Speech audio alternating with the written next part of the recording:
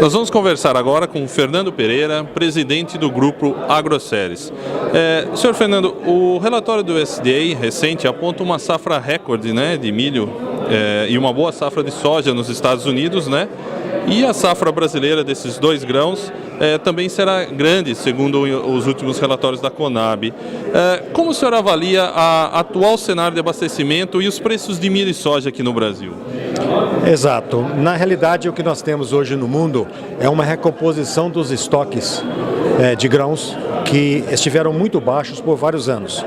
Isso liderado por Estados Unidos, que é o maior produtor mundial de milho e um dos maiores produtores de soja. Também no Brasil, como importantíssimo player nesse negócio, está havendo uma recuperação e a consequência disto é a redução do custo de produção de proteínas animal, dentre elas a carne suína. Se nós olharmos retrospectivamente, veremos que nos últimos 7, 8 anos nós tivemos os preços o custo de produção das proteínas de origem animal muito aviltados pelos custos explosivos dos grãos em todo o mundo. E agora entramos num período de recuperação disto. Então sim, a expectativa é favorável para o produtor de carne suína e das demais proteínas de origem animal, devido à queda de custo de grãos, não só no Brasil, mas em outras partes do mundo. Só que no caso da soja, esta redução de custo não deverá ser expressiva até a entrada da próxima safra em fevereiro, porque nós produzimos muito bem este ano, mas exportamos muito. Consequentemente, os estoques internos estão baixos, isso está dando sustentação ao preço aqui em bases comparativas melhores do que preços que estão nos Estados Unidos. No caso dos preços de milho e soja, ele tem se mostrado favoráveis, como o senhor falou, aos produtores brasileiros. Essa é uma tendência que segue por bastante tempo ou ela é mais momentânea? Sim, esta é uma tendência muito clara que deve dar continuidade ainda no próximo ano e subsequentemente.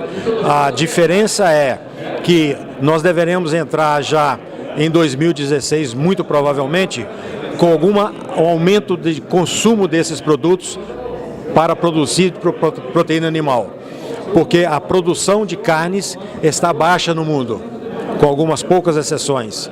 Então, com isso também a demanda dos grãos está baixa, nesse sentido. Então, a tendência sim é de continuar custos baixos, não só agora, mas muito provavelmente também no próximo ano. A única ressalva a se fazer sempre que se faz essa análise é um episódio climático desfavorável. A suinocultura brasileira vive um período aí de recuperação, né? Com a demanda firme tanto em preços. Como o senhor faz análise desse momento da suinocultura? Na realidade, se nós olharmos no detalhe, não é que existe uma demanda aumentada até então, principalmente no mercado interno. É que a oferta está contida. Devido a dificuldades de custo vividas nos últimos anos, a produção não aumentou de suínos, como não aumentou também de frangos. E com isto, a oferta está muito par e passo com o consumo, e isso está dando sustentação para o preço. Mais recentemente, a tendência de aumento de exportação, que ainda não se materializou, mas tem grande chance de se materializar, aí sim pode estar sustentação para correções ainda adicionais.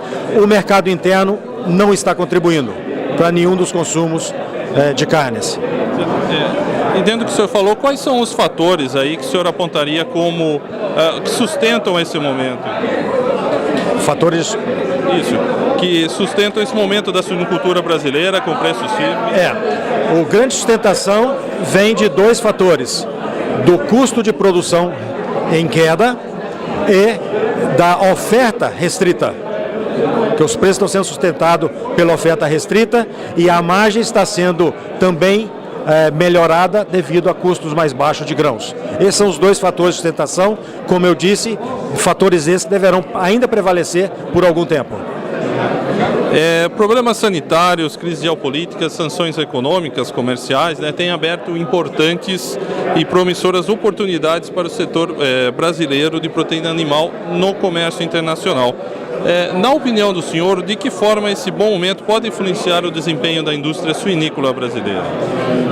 Olha, um dos fenômenos é a PED nos Estados Unidos, que estimativas mostram para algo em torno de 10% do volume de animais que seriam abatidos.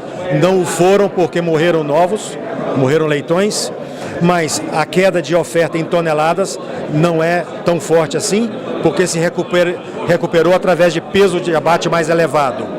Então, isto é algo consistente, já está entrando numa fase de estabilização, mas é um processo ainda mais demorado, que deverá ainda estar impactando a oferta de carne suína nos Estados Unidos, que é o principal exportador mundial, inclusive no próximo ano. Então, sem dúvida, isso tem um impacto. Mais recentemente, o episódio geopolítico da Rússia com a Ucrânia e os embargos à Rússia resultando em efeito de retaliação, também iniciou-se um movimento que pode facilitar ainda mais exportações brasileiras. Agora, este fenômeno é um fenômeno de difícil previsão até quando ele vai, porque é um problema político e quem está envolvido nisso é a Rússia. E a Rússia é pouco previsível nas decisões que ele toma com respeito a importações ou suspensão de importações. Quer dizer, a Rússia acaba de habilitar 4 frigoríficos, né, brasileiros para a exportação de carne suína. O senhor acha então que as empresas precisam, mesmo com esse cenário, agir com cautela em relação à Rússia? Olha, com certeza as empresas conhecem muito bem o mercado russo e têm a devida cautela de balancear aquilo que destinam a esse mercado e aquilo que destinam para o mercado interno. As oportunidades de mercado têm que ser aproveitadas, é inquestionável, mas ao mesmo tempo tem que ter estratégia alternativa se essa oportunidade deixa de existir em um determinado momento. E as empresas exportadoras são extremamente conscientes disso, até porque viveram episódios sucessivos de embargos e retomada de importação nos últimos 15 anos em se tratando de Rússia. Os embargos impostos pelos Estados Unidos, União Europeia e a Rússia, o senhor acredita que devem durar bastante tempo? É de muito difícil previsão, porque não se trata de algo estrutural relacionado à produção e consumo, é algo político. Então é de muito difícil previsão. Há expectativa que demore algum tempo, mas eu não arriscaria dizer até quando. E esse cenário de conjuntura favorável pode ajudar o Brasil a abrir importantes mercados como o México, por exemplo? Olha, nesse momento, eu não acho que esse cenário somaria a decisões estratégicas tomadas de abrir novos mercados, como o do México. Isso porque nós estamos com a carne suína cara, nós não temos carne suína barata para exportar. Por duas razões, porque ela está cara no mercado interno e o câmbio também não é dos mais favoráveis para exportação.